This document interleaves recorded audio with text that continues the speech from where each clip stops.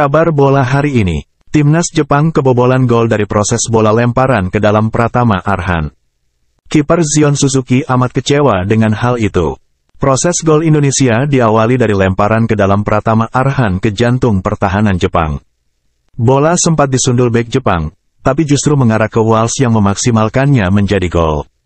Itu menjadi satu-satunya tembakan mengarah ke gawang Indonesia dari 3 percobaan shots sepanjang 2 kali 45 menit. Jepang pun gagal meraih kemenangan clean sheet. Zion Suzuki pun jadi sorotan para penggemar Jepang selepas pertandingan.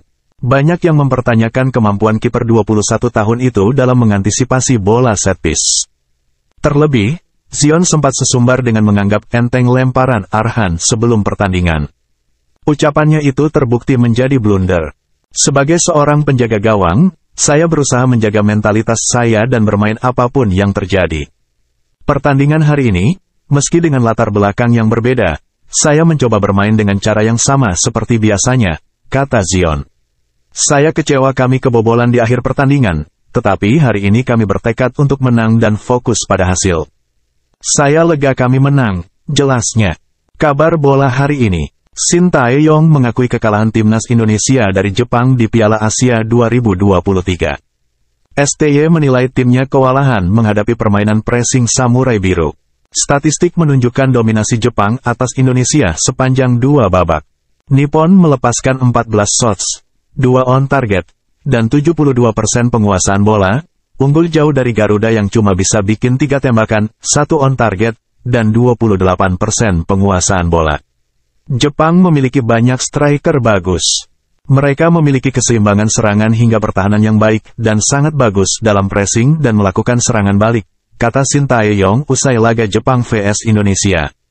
Tidak mudah bagi kami untuk melepaskan tekanan. Hasilnya, lini ofensif kami jadi tidak menonjol.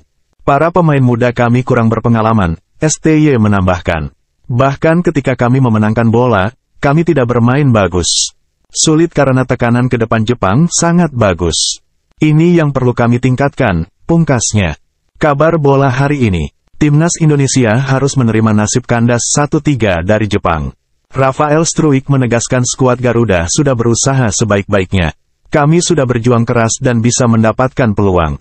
Agak disayangkan dengan penalti itu, tapi kami pikir kami sudah melakukan yang terbaik, kata Struijk. Mereka, Jepang, adalah tim yang kuat. Pemainnya juga bagus-bagus. Kami sudah melakukan yang terbaik hari ini. Kami bisa lebih baik lagi. Kami adalah tim yang masih muda, jadi saya pikir ke depannya. Kami akan bisa lebih bersaing, Struijk menegaskan.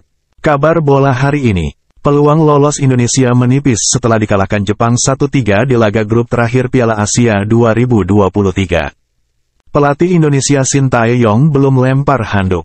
Meski kalah, Timnas Indonesia toh masih memungkinkan melaju ke babak 16 besar melalui jalur klasemen peringkat 3 terbaik.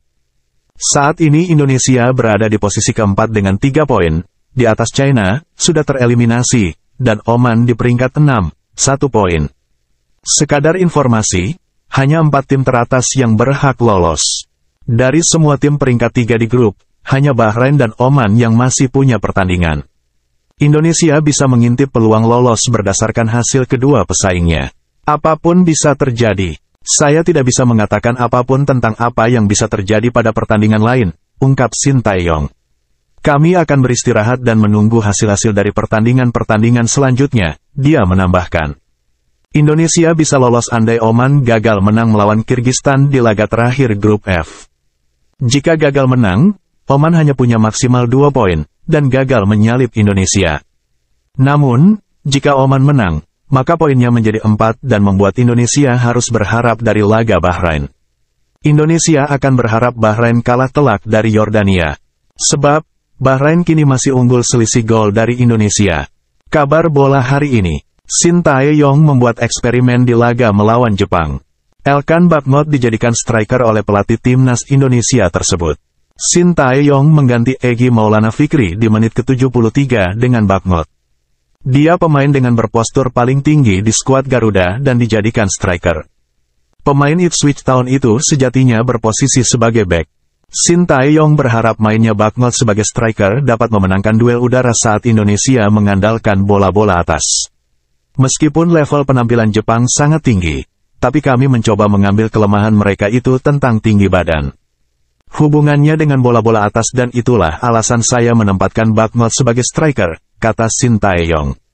Kabar bola hari ini, Liverpool ditahan Fulham pada semifinal leg kedua Piala Liga Inggris.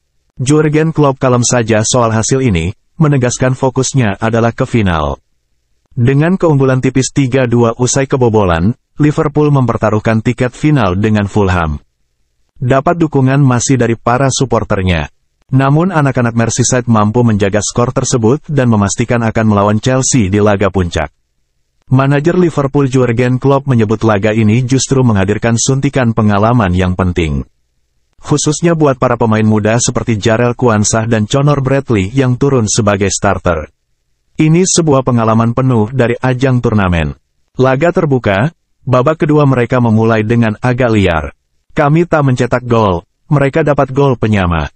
Tapi anak-anak tampil sangat baik dan saya sangat senang, ujar Klopp. Satu-satunya yang dihitung pada akhirnya adalah kami lolos. Para pemain yang masih sangat muda tampil luar biasa, sangat senang melihat reaksi mereka di ruang ganti. Mereka semua luar biasa dan bekerja sangat keras. Ini bukan malam untuk bersinar, ini malam untuk lolos ke final. Anda dengar dari Marco Silva, manajer Fulham, betapa besar artinya lolos ke final buat Fulham. Kami harus membuktikan sesuatu dan melakukannya, imbuh Klopp.